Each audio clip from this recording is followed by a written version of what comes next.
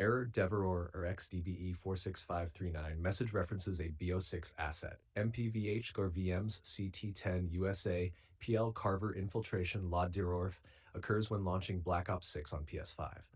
TAC cause. The PS5 automatically installs Black Ops 7 Warzone add-on files, even for users who do not own BO7.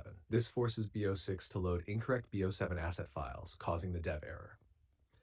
Confirmed fixes.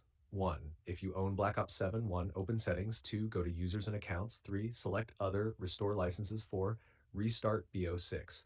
This forces BO6 to reload correct license content instead of BO7 files. 2. If you do not own Black Ops 7, 1. Open settings. 2. Go to storage, console storage, games and apps. 3. Open Call of Duty 4. Delete the following add-ons if installed: COD 7, COD 7 multiplayer, COD Warzone if tied to BO7 assets. 5. Restart BO6. This removes BO7 assets so the game only loads BO6 files. Note, several users report that restoring licenses alone works even without deleting BO7 add-ons. Audience response summary. Users widely confirm the fix works.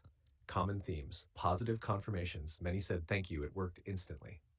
Some said they were stuck for hours before this fix.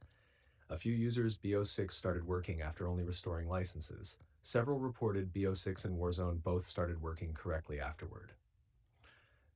Frustration with Activision Treyarch. Many believe BO7 auto downloads are a tactic to push BO7.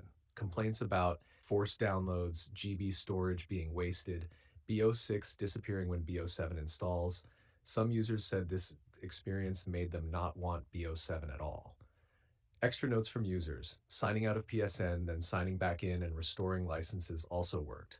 Some couldn't delete BO7 add-ons due to PS5 restrictions. Multiple users said they were about to give up on KD before finding this solution.